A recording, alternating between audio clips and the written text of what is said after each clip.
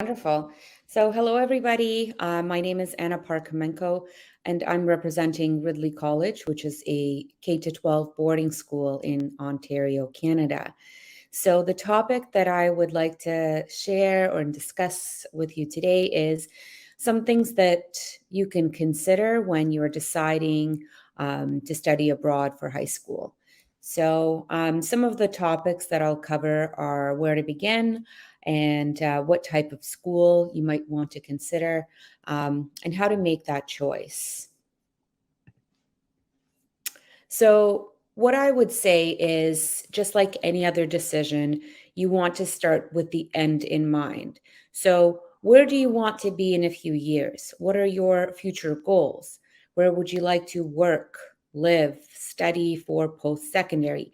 These are all very important questions to ask before making the decision about where you might want to study. So, career goals are a good place to start as they will help to determine which is the best university, best country for those types of careers. Then you would think about which universities best accommodate those programs. So, if you would like to go to a university in the United States, for example, which schools then will help you to get into that university and that program. So you are sort of building an entire pathway starting from the top and coming down to the school level. This is how we would recommend approaching this question. It's not an easy decision. That's understandable. There are so many options and choices. So it's a great way to start. Some other factors to consider are the child's or the student's maturity and preparedness. For example, we at our school have boarding starting in grade 5, which is 10 years old. And some students are ready to go abroad and study at a school and live at a school at that age. And others are hesitant even at 15, 16 years old. Both are okay, but you have to know where you stand on that. And are you comfortable to consider this opportunity? Next is language fluency. So, depending on how fluent the student is in the language they would like to go and study in, this also should determine where they might want to go. So, if you're fluent, you might wish to go directly to college or university. If you feel like you need to still work on your English level skills, you might want to consider coming earlier in high school so that you could take some time to learn the language, learn in that language for your courses, and be very well prepared when you're going into post secondary. Financial considerations, the costing of schools is vastly different all over the world, of course, but also the type of school that you may be able to attend in a given country will be determined by the financial opportunities that you have. For example, in Canada, schools range from $20,000 a year to $80,000 a year. And there are many factors within that, but this is something to also keep in mind. One of the things that we notice is that many people will go to the country or city or area that where they have friends or family.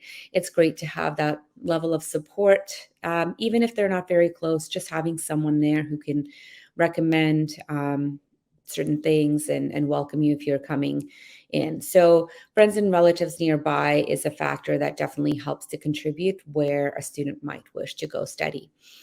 The education system is a huge factor. So, if you've ever done any research or studied different schools, different countries approach education differently. So, being a Canadian school, I can speak mostly to the Canadian education system. It is the same all across the board, meaning that every school that exists in Canada will follow the same ministry requirements set out by the province in which the school is located. So they're not creating their own program, they're not creating their own system, they're teaching based on the requirements set out by the province. Now, what this means is that education's pretty standardized. One school might demand a little more from the students than the other, but generally speaking, the Canadian education system is world renowned and is known to be one of the strongest, which is why we welcome so many international students here. This is different in the United States, for example, where schools are able to determine their own curriculum and teach in their own ways. When it comes to the UK, the education system is academically focused and is really a little bit more traditional. In Canada, we like to look at things as problem solving, as idea generating. We like to be a little bit more creative in our problem solving, and so the education system is created in such a way where students are taught to be critical thinkers and to be able to solve creative problems, because this is where we feel the world is now and is heading in the future. Safety is a key factor as well. Many students will come to Canada because of its well-known safety. So that's another thing to consider. Many countries around the world offer much safer living conditions than other countries. So this is, I think, a big factor for anyone who chooses to go abroad for school. And one of the things we value most at our school is community.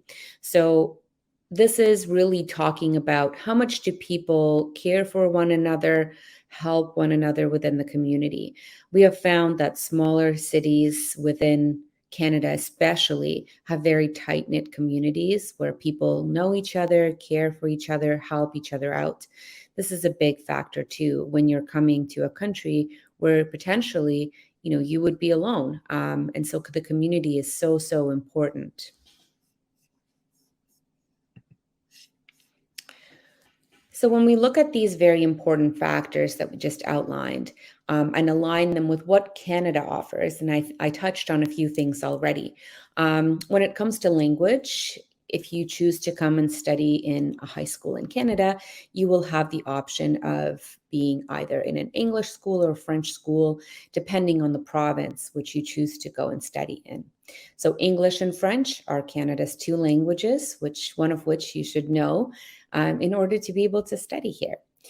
Cost-wise, Canada is comparatively cheaper than some other countries, like the UK, for example, for boarding school specifically. But also, Canada isn't as flexible in awarding scholarships to students. So the opportunities for scholarships might be bigger in other countries. But on an average, in general, the Canadian cost of education is cheaper. The education system, as I mentioned before, is world renowned. Everybody knows that schools in Canada are really good at preparing students for the future, for post-secondary, and for success in life. In terms of safety, Canada, of course, is also known for safety. Just like everywhere else, there are issues, but again, in general and on average, Canada is known to be very safe. And the community in Canada, aside from being very welcoming, it's also highly international. So Canada has immigrants from all over the world and visitors and students.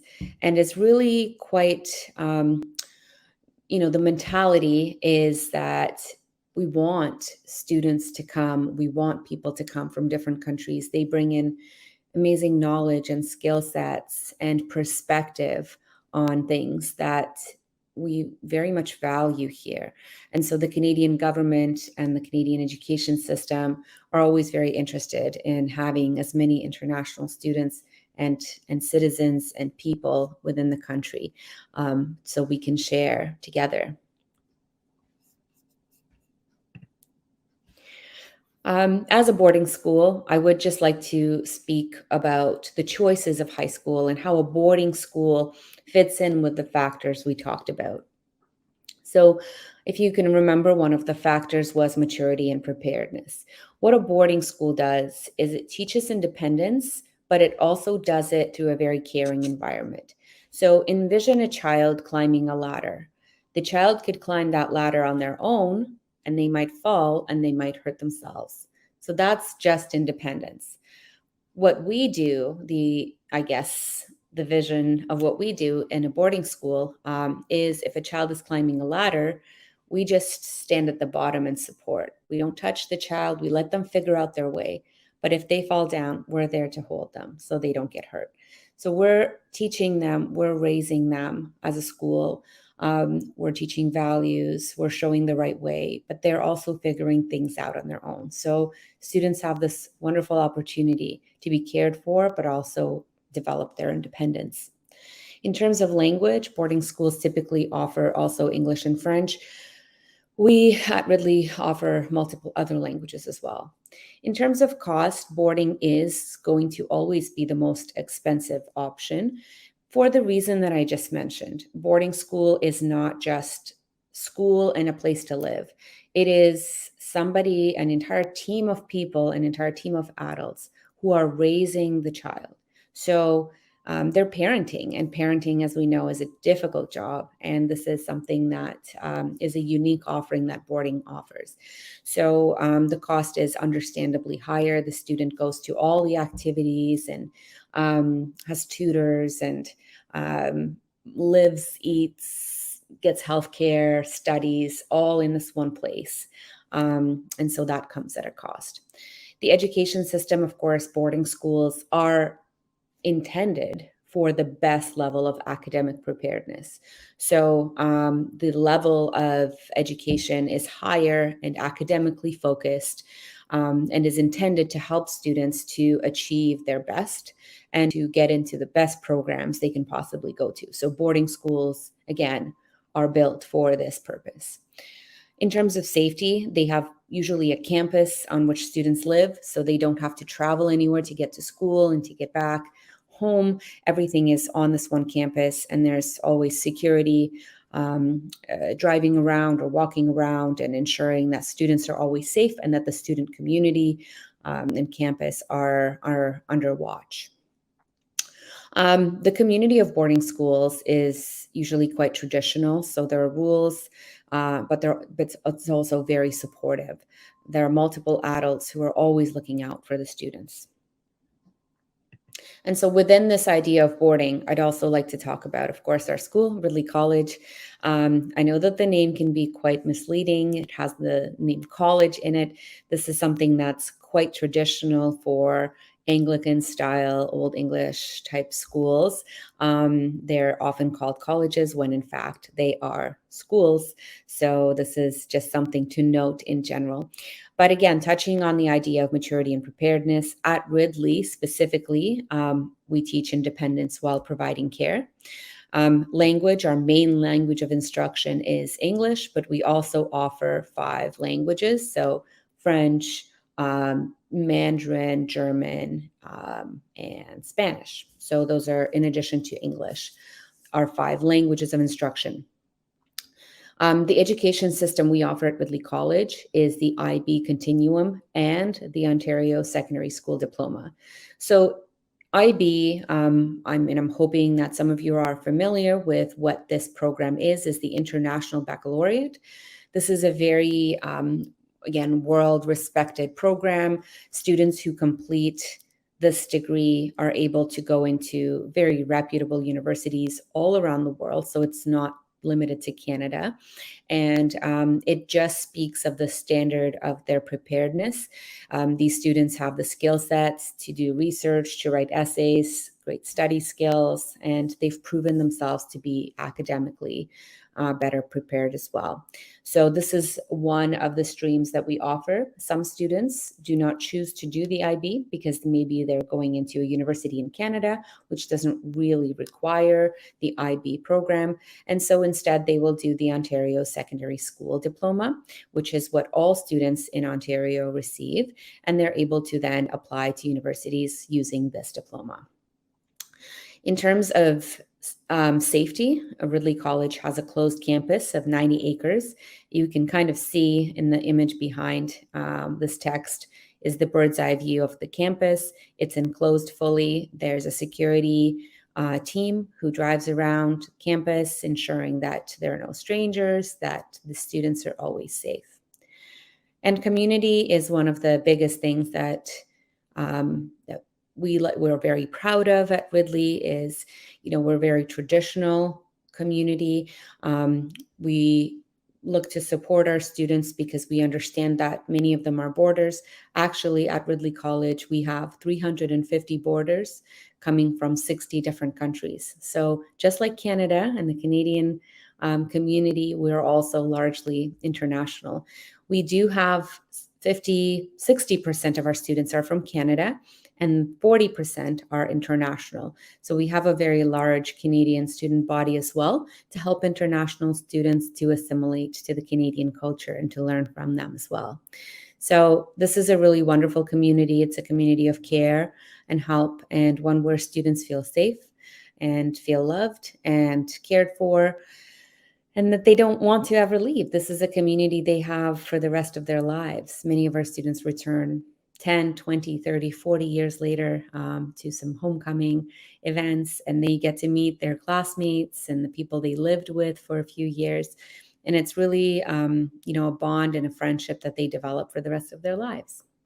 So to wrap up, I would just like to show a quick drone video of our campus just to leave you with a visual, and then we can do some questions and answers.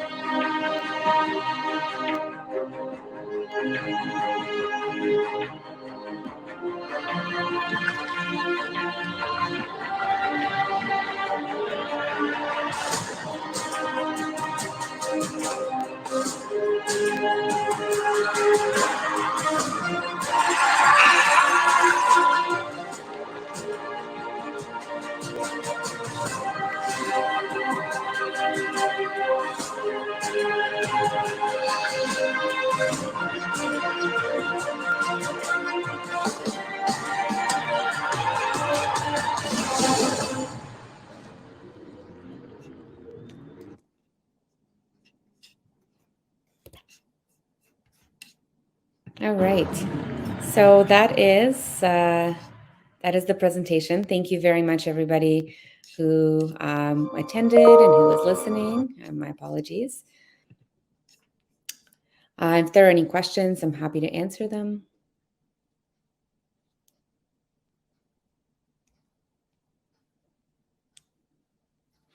Wonderful. Okay, great. Well, have a great day. Thank you. Bye-bye.